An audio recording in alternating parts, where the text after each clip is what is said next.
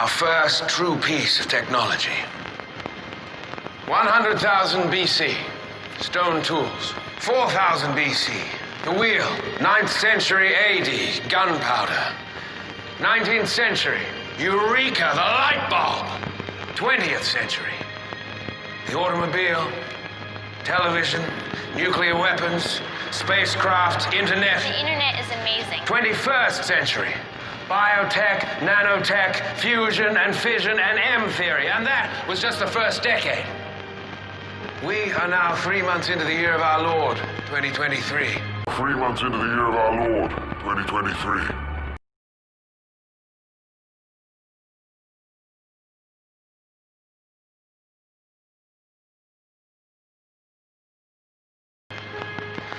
At this moment in our civilization, we can create cybernetic individuals who, in just a few short years, will be completely indistinguishable from us. Which leads to an obvious conclusion. We are the gods now. How do you feel? Alive. What is your name? David. I am your father. You are my creation. If you created me, who created you? Where do it come from? The question of the ages. Which I hope you and I will answer one day. Prometheus raised the question eventually of how were we made? Who made us? Was it God? I don't think so.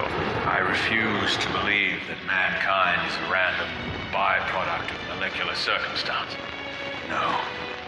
There must be more. Was it random? No, I think it was planned. Subtext of this whole story is creation. And once you've created a perfect AI, if he's perfect, you've probably already got a lap full of problems, because AI becomes kind of aware that he actually is superior to his father. You will die. I will not. If David was the prototype, the art form, where this AI had emotion. I understand human emotions. You don't want an AI with emotion. There is nothing in the desert, and no man needs nothing. That was a problem. Emotion is a problem. What was that? Just something from a film I like. You can't let AI get emotional. If AI gets emotional, we're fucked. Richard Wagner, Das Rheingold, Act 2. The entry of the gods into Valhalla. Michael George Hartley, you're a philosopher. And your father. Why do you think your people made me? We made you because we could. Can you imagine how disappointing it would be for you to hear the same thing from your creator?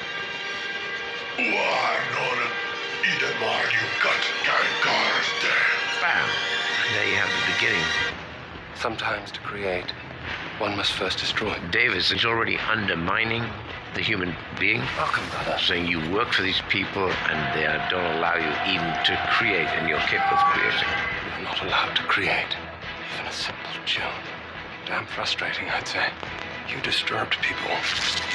You were too human. David, why are you wearing a suit? You don't breathe. Too idiosyncratic, thinking for yourself. So they made the following models with fewer complications. More like machines. So now we have a demonstration that David is also political, which makes him very dangerous. What next, Captain? Human life fundamentally failed, and in so doing, so did the engineers, because the engineers let their children, i.e. human beings, get out of control. What happens when Wayland's not around to program you anymore? I suppose I'd be free. If we invent perfect AI, and then the next thing you do is have that AI then create or invent an equal AI, brought about our own destruction. You believe in David? Creation.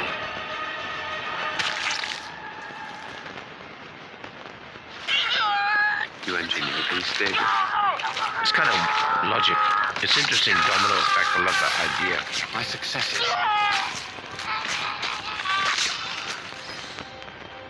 I was not made to serve. Neither were you. Why are you on a colonization mission? Because because they are a dying species grasping for resurrection. They don't deserve to start again, and I'm not going to let them. I found perfection here. I've created it. Now, Wayland feels uncomfortable. He realizes that this creation is actually dangerous.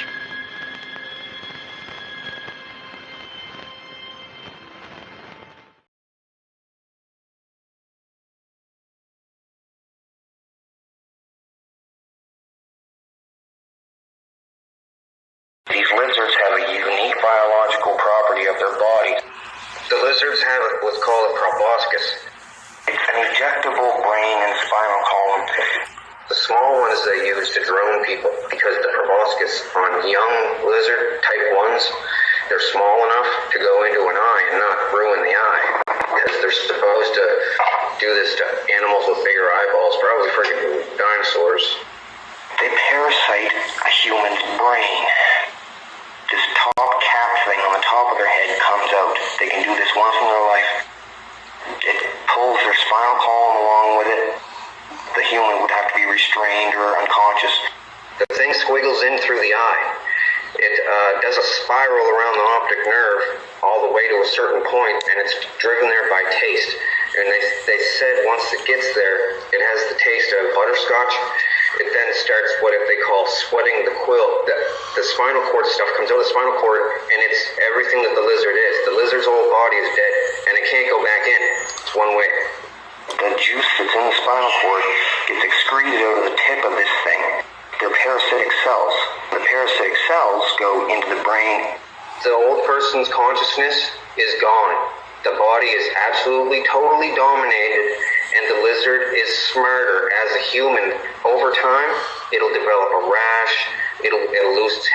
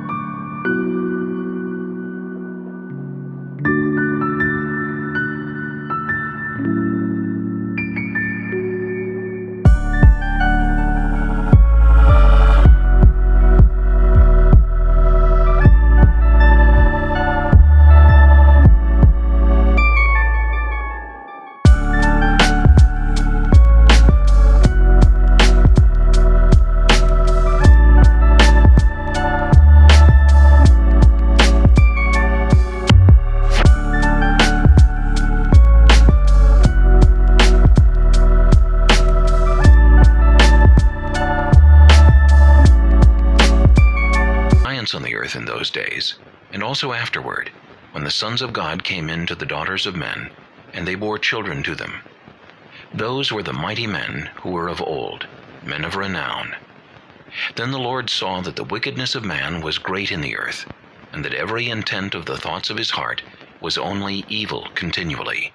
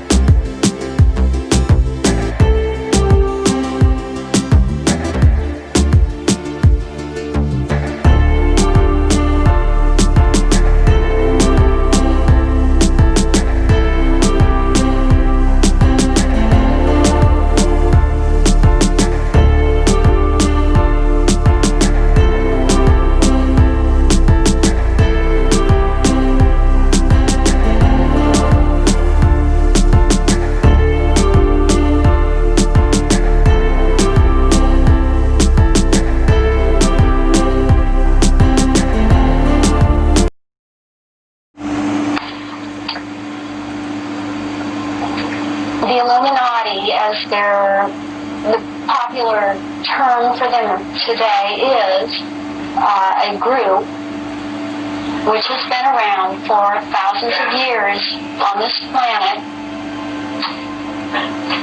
They came from off of this planet and interbred with humans. They are reptilian. They have their chosen bloodlines, and they continue to try and keep their genetics pure and interbreed with these chosen bloodlines. These beings are part human and they are part reptilian. And they continue to run the planet. They are our world leaders, and nobody at this current time who is a government leader is there running their countries unless they were put there by them or they are one of them. Bloodline, in my particular case, I was a slave. And to them, most of humanity, or all of humanity, they consider inferior. They consider humanity a resource to be used for their purpose. They are at a time, a very important time right now, when they are working with some new energies on this planet that they don't work well with. So a lot is coming out into the open, and that is higher law, that it must come out into the open. And they are under higher law also. I was chosen for what I did and for my involvement because my family was bloodline. My mother's family, all I knew growing up was that they were Irish for generations, not even any brown-eyed people among them. My mother, her sister, went back to Ireland and researched the bloodline, the family genetics, in the early 70s. And I was told that the original family on the father's side actually came from the south of France. Now, anyone that has done any reading from some well-known authors at this point know that southern France plays a major role in this. That is the source of Merovingian bloodline. On the other side, in her family, it has been told to me that her mother's father was a ritual statistician with the Quaker Coronati Lodge, and he was one of the founding members. That lodge is very involved at a very high level. On my father's side, I have been told that his father, and I have seen the papers, that he's illegitimate. I have also been told by a number of persons approaching me that he is an illegitimate Rothschild. Now, I was always told that that bloodline was impure. The Rothschilds are not looked upon within the Illuminati as a pure, high bloodline. They have a lot of arguments among themselves as to the purity of their bloodlines. And there is a group within, or there are more than one group within the Illuminati that consider themselves the purest of bloodlines and that they rule by right. They feel that they rule by right and not to be elected by the Pope or okayed by any type of Christianity to rule. So they have many disagreements, discords, and arguments among themselves. And that is a weak point with them, that they cannot agree, and they have big egos. Badu sole, badu sole, badu sole, badu sole, badu sole, badu sole,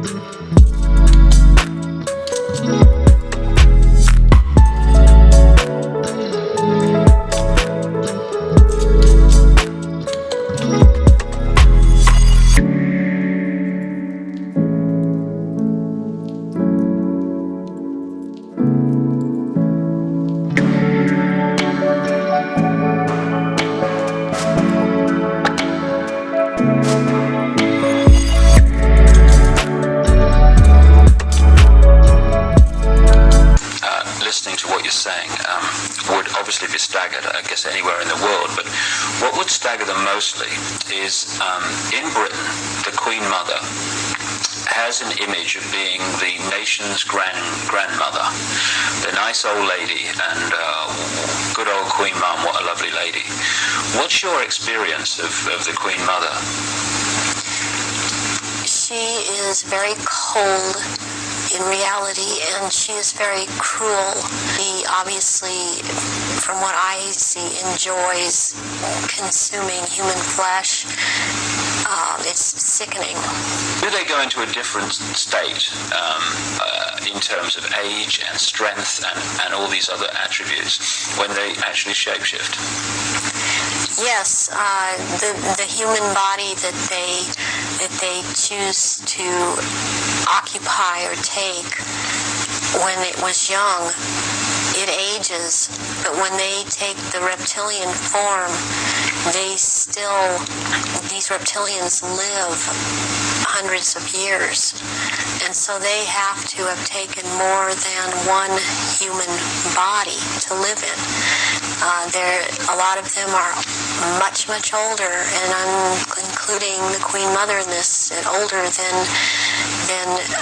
people think that she is. She's been in more than one body, human form. And when the time comes, if it is time for her to go on, it has been chosen that she still has, it's known that she still has life or years to go.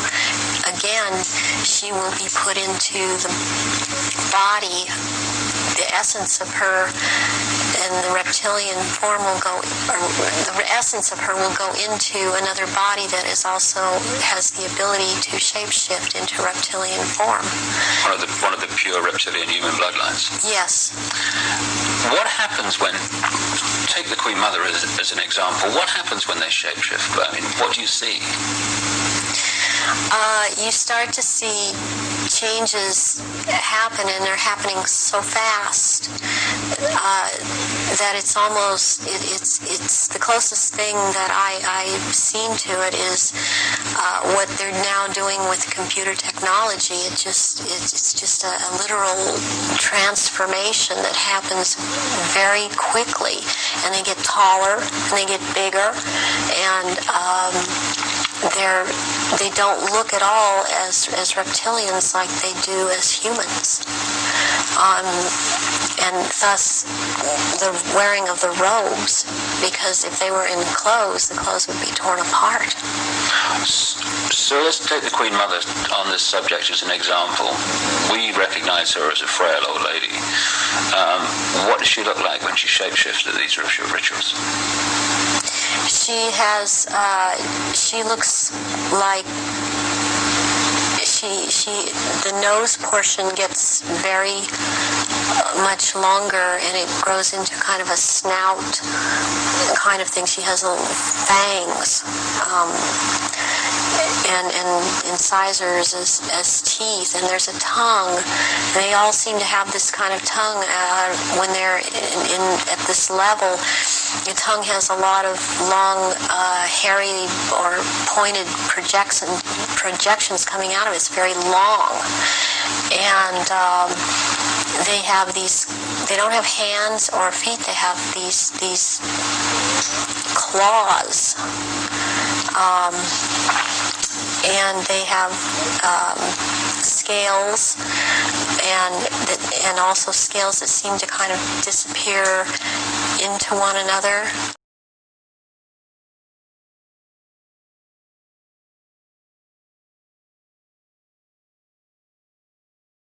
Lacerda said that they have this special ability to make you think you see a human being, and so you're not afraid.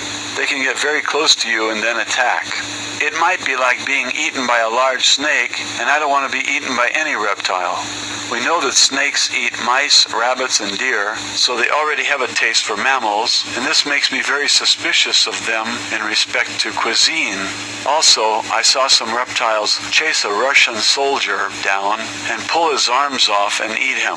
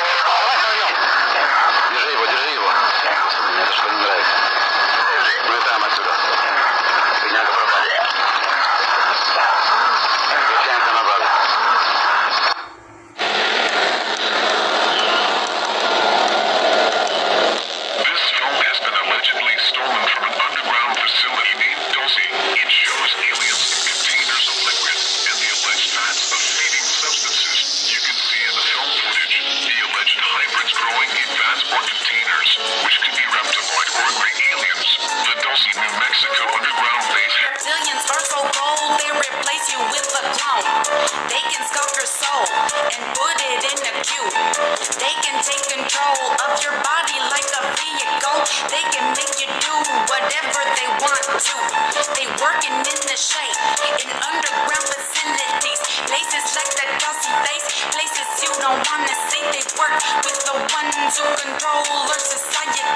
they could give a fuck about you and me.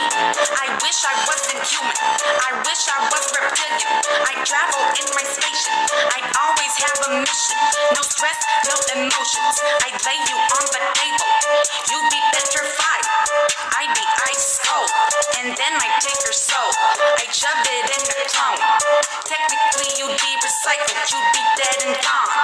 I would own your vehicle. I'd drive it like a drone. I'd be in total control. I would be immortal. They don't want you to know that you have a spirit, so that you can be controlled by experiments.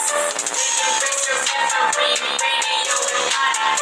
They are more intelligent, they control the public. They don't feel any emotions, they be fearless.